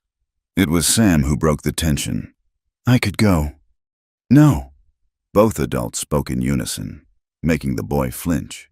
"I just meant I'm good at sneaking, at listening. Maybe I could—" "Samuel Carter." Clara's voice was sharper than she'd ever used with him. "You will do no such thing. You will stay here, safe, where you belong." Sam's face crumpled slightly at the rebuke, and Clara immediately softened. "I'm sorry, I didn't mean to snap, but Sam, these are dangerous men. I won't risk you. Not for anything." "Then why risk yourself?" The boy's question was small but pointed. Clara had no good answer. The truth was, Thomas's death haunted her. Not with grief for lost love. She'd made peace with that, but with questions. Why that night? Why alone? What had he been investigating? That evening, as Clara cleaned up after supper, Eli cornered her in the kitchen. "You're still thinking about going." It wasn't a question. Clara dried the last plate slowly, choosing her words. What if the answer to who killed Thomas leads to why? What if it's bigger than just one sheriff getting too curious? What if it is? Thomas is still dead. Knowing why won't bring him back. But it might prevent others. I don't care about others. The vehemence in Eli's voice startled them both. He took a breath, moderating his tone. I care about you, about Sam, about this life we're building. Wade will destroy all of that if given the chance. Then come with me, he said alone. Since when do we follow outlaws' rules? Eli caught her shoulders, turning her to face him. Clara, please, I'm begging you. Don't do this. She'd never heard him beg for anything. It shook her resolve, but didn't break it. I have to know. Eli, I have to. He searched her face, then pulled her against him, holding tight. Then I'm going too. Hidden. Sam can stay with the Hendersons. No. Clara pulled back. If something happens, Sam needs one of us here. He can't lose everything again. Nothing's going to happen because you're not going. But Clara had inherited more than land from her marriage to Thomas. She'd inherited his stubbornness too. The argument continued in whispers through the night, neither willing to yield. The next morning, Eli tried a different approach. He took Sam out to work, leaving Clara to her thoughts. But when they returned for lunch, Sam was uncharacteristically quiet. "What's wrong?" Clara asked, setting sandwiches before them. Sam glanced at Eli, then down at his plate. "Nothing, ma'am." "Samuel." The boy squirmed. Eli said, "He said sometimes people we care about make choices we don't like, that we can't stop them, only try to keep them safe." Clara shot Eli a look. Using the boy to make his point was low, even for a former outlaw. But Eli met her gaze steadily, unrepentant. "He's right," Clara admitted. "Sometimes we have to do things others don't understand, like meeting with bad men in the dark." Sam's voice was small. "Like seeking the truth, even when it's dangerous." Truth didn't help Sheriff Whitmore much, Sam pointed out with a child's brutal honesty. The words hit like cold water. Clara sank into her chair, suddenly exhausted. "No, it didn't. But maybe," Sam continued slowly, "maybe it helps the folks left behind to know why, to stop it happening again." He looked between them. "That's what Eli says justice is, making sure bad things don't keep happening." Out of the mouths of babes, Clara reached over, smoothing the boy's unruly hair. "When did you get so wise?" "Eli's been teaching me." Sam straightened with pride, "about justice and protection and doing what's right, even when it's hard." Clara looked at her husband, who had the grace to appear slightly sheepish. "Has he now?" "Yes, ma'am. He says that's what makes us different from men like Wade Garrison. We protect folks instead of hurting them." The irony of Eli's own words being used against him wasn't lost on anyone. "Finally." Eli sighed in defeat. "If you're going, I'm going. That's not negotiable." Wade said, "I'll stay out of sight unless needed, but I won't let you face him alone." His tone suggested further argument would be futile. "And me?" Sam asked. "You stay with the Hendersons." Clara said firmly, "This isn't your fight." "It is, though," Sam said quietly. "Sheriff Whitmore was my friend, too. The only person who ever—" He trailed off, then lifted his chin. "I want to help." "You help by staying safe," Eli said. "By being here when we get back. Can you do that?" Sam nodded reluctantly. "I can wait here. Keep watch on things." "Good man." Eli's approval brought a ghost of a smile to the boy's face. That evening, as Clara prepared to leave, she found Sam in her room, placing something on her pillow. It was a small wooden cross, crudely carved. "Sheriff Whitmore gave me that," Sam explained, embarrassed. "Said it would keep me safe. Maybe it'll help you." Clara's eyes burned with unshed tears. "Sam, just bring it back, okay? Both of you, come back." She hugged him tight, feeling his thin arms wrap around her. "We will, I promise." The ride to Coyote Springs took 2 hours through gathering darkness. Eli rode parallel to her, far enough away to avoid detection but close enough to intervene if needed. The old mill loomed against the stars, its broken wheels silhouetted like bones. Wade Garrison emerged from the shadows as she dismounted, still wearing that predator's smile. "Mrs. Danner, punctual. I always admired that about Tom. He was punctual too, right up until the end. You said you had information. Straight to business. No social niceties." Wade tisked. "Your new husband's rubbing off on you. Speaking of which, I assume he's out there somewhere." "Watching?" Clara didn't deny it. "Talk, Wade, or I'm leaving." "Fair enough." Wade leaned against the mill's wall, casual as a Sunday social. "Your husband, your first husband, was investigating something before he died. Land grants, railroad routes. Some very powerful people were making moves to buy up seemingly worthless land that would suddenly become very valuable once the railroad announced its path. Thomas suspected corruption. That's not news. No, but the names involved might be Judge Harlan, for instance, Mayor Peterson, even your friendly Marshal Brennan. Clara's blood chilled. These were the pillars of their community, the men who'd forced her marriage to Eli, who controlled law and order in the county. You're lying. Am I? Check the land records. See who's been buying up parcels along Willow Creek, worthless scrubland. Unless you know the railroad's surveying that exact route next spring. How would they know? Clara stopped. Of course. Bribes. Information sold to the highest bidder. Thomas had been getting close to exposing it all. Your sheriff was an honest man in a dishonest world. Wade continued. They tried to buy him first. When that didn't work, he shrugged. They hired Jake Wallace. Jake was just the weapon. The hand holding it wore a much finer glove. Wade pushed off from the wall. There's more. Names, dates, proof. All yours for the right price. Here it comes. Clara thought. What price? Your husband. The real one. Eli Danner. Wade's smile turned cruel. He owes me a life. His debt from Laredo. I'm willing to trade. His life for the truth about Thomas Whitmore's death. You're insane. Am I? Think about it. Justice for your first husband or happiness with your second? Which matters more? Clara? The dead or the living? Before Clara could respond, Eli materialized from the darkness, gun drawn. The living? Always the living. Wade didn't seem surprised. Eli, right on time. This ends now. Wade, whatever game you're playing, no game, just business. Wade's hand hovered near his pistol. Though I admit, I'm curious. The great Eli Danner, domesticated, playing house with a sheriff's widow. You really think you can wash that much blood off your hands? I'm trying, and failing. You can't change what you are. Eli, none of us can. Wade's voice dropped, almost sympathetic. You think I don't want out sometimes? Think I don't get tired of looking over my shoulder, waiting for the bullet with my name on it? But this is what we are, what we'll always be. You're wrong. Clara stepped between them, heart pounding. People can change. They can choose to be better. Can they? Wade laughed. Tell that to Thomas Whitmore. He chose to be better. To be honest. To seek justice. Look where it got him. The truth in those words was painful. But Clara lifted her chin. It got him remembered as a good man. It got him mourned by people who mattered.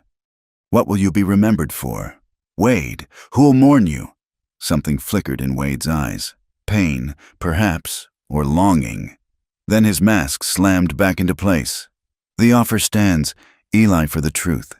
You've got 1 week to decide. No deal, Eli said flatly. Then you'll never know who really killed your husband. Wade told Clara. You'll never get justice. Can you live with that? Clara felt the weight of the moment. The choice between vengeance and love, past and future. Then she took Eli's free hand, squeezing tight. Yes, she said simply. I can live with that, because I'd rather build a future with the living than seek revenge for the dead. Thomas is gone. Nothing will bring him back. But Eli is here. Sam needs us. That matters more than old secrets and corrupt men. Wade studied them for a long moment. How disappointingly noble. And here I thought you had steel in your spine. She does, Eli said quietly. More than you'll ever have. It takes steel to choose forgiveness over revenge, to build instead of destroy. Pretty words. But words won't protect you when Judge Harlan decides you know too much. When Marshal Brennan comes calling with a warrant. When Eli's gun cocked, the sound loud as thunder. They're welcome to try. Wade raised his hands in mock surrender. Easy, partner. I'm just the messenger. But think about it. My offer could solve all your problems. The truth, delivered neat as you please. All for the low price of one reformed killer. Get out of here. Wade, don't come back. Oh, I'll be around. Like a bad penny. I always turn up. Wade backed toward his horse, keeping his hands visible. 1 week, Mrs. Danner. After that, I take my information elsewhere, maybe to those corrupt officials who'd pay well to keep their secrets buried." He mounted and rode off, leaving Clara and Eli alone with the weight of revelation and choice. Clara sagged against Eli, suddenly exhausted. "He's right about one thing," she said. "They'll come for us now." "If they think we know, let them come." Eli holstered his gun, wrapping both arms around her. "We'll face it together. The whole town could be against us, everyone we thought we could trust. We have each other. We have Sam. That's enough." Clara pulled back to look at him. "You'd really give yourself up?" "If I asked." "If you asked, yes, but you won't." "How do you know?" "Because you meant what you said, about choosing the future over the past, about building instead of destroying." He touched her face gently. "Because you love me?" "I do." The words came easily now. Truth as simple as breathing. "God help me, I do." They rode home through darkness lit by stars, the weight of dangerous knowledge heavy on their shoulders. But Clara found herself thinking not of corruption and conspiracy, but of Sam waiting at home, of the life they were building, of the choice to face whatever came together. Justice for Thomas would have to come another way, through careful investigation and legal channels if possible. She wouldn't trade Eli's life for it, wouldn't sacrifice their future for the past. At the ranch, Sam was waiting on the porch despite the late hour. He flew into Clara's arms the moment she dismounted. "You came back, both of you. I promised, didn't I?" Clara hugged him tight, then held out the wooden cross. "And I brought this back too." Sam took it solemnly, then surprised them both by handing it to Eli. "You keep it now, since you're protecting us." Eli stared at the small cross, throat working. "Sam, it's okay," the boy said simply. "I know you don't think you deserve it, but I think you do. So does Mrs. Clara, that's enough, isn't it?" Eli closed his fist around the cross, pulling Sam into a rare embrace. "Yeah, kid, that's enough." Later, as they prepared for bed, Clara told Eli everything Wade had revealed about the corruption, the land deals, the conspiracy that likely killed Thomas. Eli listened grimly. "We'll need to be careful. If they think we're a threat." "I know." Clara brushed out her hair, thinking. "But we're not alone. There must be other honest folk in town. People who suspected but were too afraid to speak up. Maybe now? Maybe?" Eli was quiet a moment. "Do you regret it? Not taking Wade's deal?" Clara set down her brush, moving to where he sat on the bed. "Not for a second. Thomas is at peace. I won't disturb that for revenge." She cupped his face. "Besides, I have everything I need right here. A husband I love, a son to raise, a future to build. A dangerous future. Perhaps, but it's our future. That makes it worth fighting for." Eli pulled her down for a kiss, soft and full of promise. When they parted, he said, "Wade was wrong about one thing. I have changed. Maybe not completely, maybe not perfectly, but enough to know what matters. You, Sam, this life we're making. Then we'll protect it. Together." "Together," he agreed. Outside, a wolf howled, and another answered, wild calling to wild. But inside, Clara felt only peace. Tomorrow would bring new challenges. Wade might return. The corrupt officials might move against them. The past might refuse to stay buried. But tonight, they were home. They were family. They were choosing love over fear, hope over revenge, future over past. It was enough. More than enough. It was everything. The schoolhouse stood at the edge of town, white-painted boards gleaming in the morning sun. Clara adjusted Sam's new collar for the third time, trying to calm her own nerves as much as his. "Stop fussing," Eli said gently, catching her hands. "He looks fine." "Do I?" Sam asked, uncertainty clear in his voice. It had been 3 months since Wade's threats. 3 months of quiet preparation for whatever storm might come. Now, sending Sam to school felt like exposing him to danger. "You look like a proper student," Clara assured him. "You'll do wonderfully." But as they approached the schoolhouse, Clara noticed the other parents drawing their children closer, whispers following in their wake. The news of their confrontation with Wade had spread, twisted through retelling until no one quite knew what to believe. Mrs. Henderson, whose husband ran the general store, actually crossed the street to avoid them. Clara felt the snub like a physical blow, but kept her head high. "Morning, Mrs. Henderson," she called out pleasantly. The woman hurried on, without acknowledging them. "Why did she—" Sam started. "Some folks are small-minded," Eli said quietly. "Don't pay them any mind." At the schoolhouse door, Miss Margaret Wells waited. Young, pretty, new to town as of last month. She smiled warmly at Sam, though Clara caught the way her eyes lingered on Eli with curiosity and something else. "You must be Samuel. I'm looking forward to having you in class." "Yes, ma'am." Sam straightened, trying to look taller. "I can already read and write real good. Sheriff Whitmore taught me." "How wonderful. We'll find plenty to challenge you then." Miss Wells turned to Clara and Eli. "Mr. and Mrs. Danner, I've heard so much about you. I imagine you have." Clara said carefully, "Yes." The teacher's smile grew wider. "How you fought off those outlaws. How you've taken in young Samuel. How you're making such improvements to your ranch." She leaned closer, dropping her voice. "Not everyone in this town believes gossip. You know, some of us prefer to judge people by their actions." It was the first kindness from a stranger they'd encountered in weeks. Clara felt her throat tighten. "Thank you, Miss Wells. Please, call me Margaret." She placed a gentle hand on Sam's shoulder. "I'll take good care of him. You have my word." As they walked back to where they'd tied the horses, Clara noticed Eli's thoughtful expression. "What?" "That teacher. She's not what she seems." "What do you mean?" "The way she stands, the way she watches. She's had training." "Training in what?" "Surviving." Eli helped Clara mount her horse. "Maybe we're not the only ones in Cedar Ridge running from something." The ride home took them past the Willow Creek parcels Wade had mentioned. Sure enough, new survey stakes dotted the scrubland, and Clara recognized Judge Harlan's wagon parked near a rise. "Should we—" she began.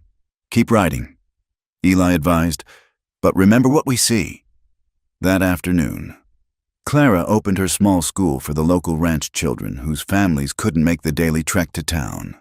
6 students appeared, fewer than before, but those who came seemed genuinely glad to be there. She was teaching them arithmetic when she heard horses approaching.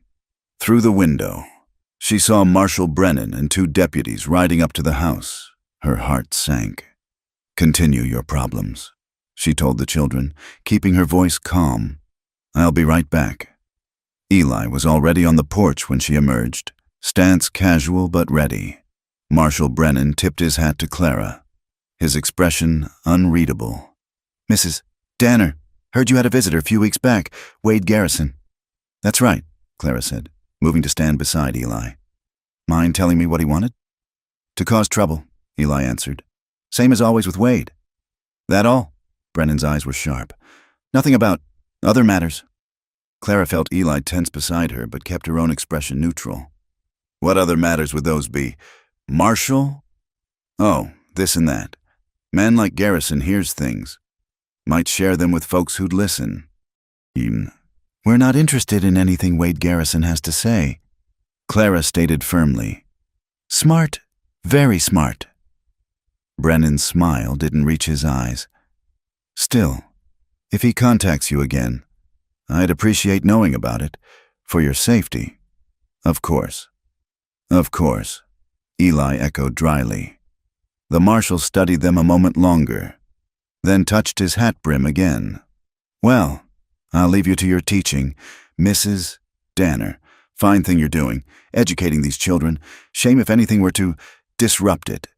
The threat was politely delivered but unmistakable. After they rode off, Clara realized she was shaking. "He knows," she whispered. "About what Wade told us. Maybe, or maybe he's fishing." Eli pulled her close. "Either way, we knew this was coming." That evening, Sam returned from school bright-eyed with excitement. chattering about lessons and new friends and how Miss Wells had praised his reading. For a moment, listening to him, Clara could almost forget the danger closing in around them. "She said I could help teach the younger ones their letters," Sam announced proudly over dinner. "And Billy Morrison asked if I wanted to go fishing Saturday. Can I?" "We'll see," Clara said, exchanging glances with Eli. Billy Morrison, whose father had been so cold to her at the store. "His PA probably doesn't know," Sam said, reading their thoughts with his usual perception. "Billy said his ma told him not to listen to gossip, that you saved his pa's life once, Mrs. Clara, when he had the fever." Clara remembered. 2 winters ago, she'd helped nurse several townspeople through an influenza outbreak. Strange how quickly good deeds were forgotten when scandal arose. Later, as Sam did his homework, Margaret Wells appeared at their door. She'd ridden out alone, which raised Eli's hackles immediately. "Forgive the intrusion," she said, "but I thought you should know. There was talk in town after you left, about the ranch, about whether it's suitable for Sam to remain here." Clara's blood chilled. "They wouldn't dare. They would. They are." Margaret's pretty face was grave.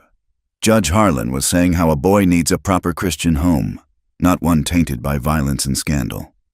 "That hypocritical—" Eli bit off the curse, mindful of Sam in the next room. "There's more," Margaret continued. "I've seen this before, in other towns. When powerful men want something, they start by isolating their targets. Then comes legal pressure.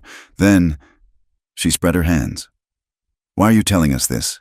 Eli asked bluntly. Margaret met his gaze steadily. "Because I've been where you are. Different circumstances, but the same pattern. Because Sam is a bright boy who deserves better. And because—" She hesitated, then lifted her chin. "Because I believe we should stand by good people, even when it's dangerous. It could be dangerous for you too," Clara warned. "I've faced worse." There was steel in the young teacher's voice. "Now, I have a proposition." "I board with Mrs. Talbot, who's on the town council. I hear things. If you're willing, I could keep you informed. In exchange for—" Eli's tone was cautious. "Nothing, except perhaps friendship." Margaret's smile was wry. "Those of us who don't quite fit the mold should stick together, don't you think?" After she left, promising to visit again soon, Clara found Eli staring out the window into the darkness. "We can't fight the whole town," he said quietly. "We won't have to. You heard Margaret. There are others who think like her. Mrs. Morrison, apparently, maybe more. Maybe, but will they stand with us when it counts?" Clara didn't have an answer for that. The test came sooner than expected. Sunday morning, they arrived at church to find their usual pew occupied. When they tried to sit elsewhere, people shifted away, leaving them isolated in a sea of turned backs. Sam pressed closer to Clara, his small face set in stubborn lines. "We belong here too," he whispered fiercely. "Yes, we do," Clara agreed, keeping her voice level despite the hurt and anger churning inside. Reverend Pemberton's sermon was pointed, full of references to sin and redemption and the dangers of harboring vipers. Clara felt each word like a lash, but kept her head high, refusing to show how deeply they cut. It was Eli who surprised everyone. When the collection plate came around, he stood. "I have something to say." The church fell silent, electric with tension. Reverend Pemberton's face flushed. "This is hardly the time." "It's exactly the time," Eli interrupted. "You preach about sin and redemption? Fine. I've sinned. I've killed men. Some deserved it. Some maybe didn't. I carry that weight every day." Clara reached for his hand, but he gently pulled away, continuing. "But I've also protected this town, fought off men who would have burned it to the ground. My wife," his voice softened on the word, "stood with me, showed more courage than most men I've known. We've taken in an orphan boy, given him home and family. If that's not redemption, I don't know what is." "Fine words from a hired gun," someone muttered. Eli turned toward the voice. "Yes, I was a hired gun. Just like some of you were thieves, drunks, cheats, and worse before you found your way here. The difference is, I don't pretend my past didn't happen. I'm trying to be better. Can all of you say the same? The uncomfortable shifting in pews told Clara his words had hit home. Furthermore, Eli continued, his gaze finding Judge Harlan, those who live in glass houses shouldn't throw stones, especially when those houses are built on land bought with dirty money. The judge's face purpled. How dare you? The truth hurts, doesn't it? Eli sat back down, taking Clara's hand. We'll leave when the service is over, but we won't be driven out. Not by shame, not by threats, not by hypocrites who've forgotten their own sins. The rest of the service passed in tense silence, but as they filed out, Clara noticed something had shifted. Mrs. Morrison caught her eye and nodded slightly. Dr. Garrett, who'd been cold to them for weeks, murmured, "Well said," as he passed. Even some who'd shunned them looked thoughtful rather than hostile. Outside, Margaret Wells was waiting with several other young women, the teacher's assistants and seamstresses, who usually kept to themselves. "We wanted you to know," Margaret said clearly, her voice carrying, "that Sam is welcome in school. Any child under your care is fortunate indeed." "Here, here," called a voice, and Clara turned to see Mr. Johansson, the blacksmith. "You folks have been good customers and good neighbors. Don't let anyone tell you different." It wasn't the whole town. It wasn't even a majority, but it was a start. That afternoon, as they sat on their porch watching Sam play with the barn cats, Clara leaned into Eli's shoulder. "That was brave, what you did. That was necessary. They needed to hear it. Do you think it'll make a difference?" Eli was quiet, watching Sam laugh as a kitten climbed his shirt. "Maybe. Or maybe it'll make things worse. But at least now they know we won't go quietly." "No," Clara agreed. "We won't."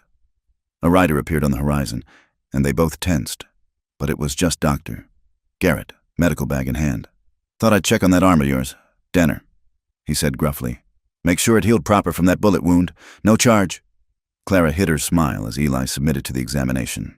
It was a small gesture, but significant. The tide might be turning. That evening, as Clara tucked Sam into bed, he asked, "Are we going to be okay? Really okay?" Clara smoothed his hair, choosing her words carefully. "I don't know what tomorrow will bring, but I know we'll face it together. You, me, and Eli. We're family now. That means something. Even if the whole town turns against us, even then, love is stronger than hate. Sam, it just sometimes takes longer to win." Sam considered this, then nodded. "I love you, Ma." The word stopped Clara's heart. Ma, not Mrs. Clara, Ma. "I love you too, son," she whispered, kissing his forehead. In their bedroom, she found Eli standing at the window, watching the stars. She wrapped her arms around him from behind, feeling the steady beat of his heart. "He called me Ma." "I heard." Eli turned in her arms.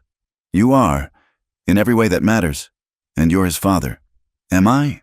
The doubt in Eli's voice broke her heart. "A gunslinger for a father? A protector, a teacher, a man who stands up for what's right even when it costs him." Clara cupped his face. "Yes, Eli Danner, you're his father, and a damn good one." He kissed her then, pouring all his love and fear and hope into it. When they parted, he said, "Whatever comes, we protect him. We protect each other. Always," Clara promised. Outside, a wind rose from the prairie, carrying the scent of sage and possibility. The future remained uncertain. Powerful men still plotted against them. The town was divided. Wade Garrison lurked somewhere in the shadows. But in this house, love had taken root. A gunslinger, a widow, and an orphan boy had become a family. They'd faced violence and emerged stronger. They'd confronted hypocrisy with truth. They'd chosen hope over fear. Tomorrow would bring new challenges. But tonight, they were together. Tonight, they were home. And somewhere in the vast prairie sky, The stars seemed to shine a little brighter, blessing this unlikely family with their ancient light. Love had won, against all odds. It always did, in the end. The silence that had once haunted this prairie had been filled with laughter, with purpose, with the fierce devotion of hearts that had found their match. The widow who'd thought herself incapable of love, the gunslinger who'd believed redemption beyond reach, the boy who'd never known a true home. Together, they'd written a new story on the wide canvas of the West, not a tale of violence and loss, but of healing and hope, of three broken people who'd found in each other the missing pieces of their souls. The prairie wind sang its approval, and in the small ranch house, three hearts beat as one, ready for whatever dawn might bring. Thank you so much for listening to this Wild West love story. I hope Clara and Eli's journey touched your heart as much as it touched mine.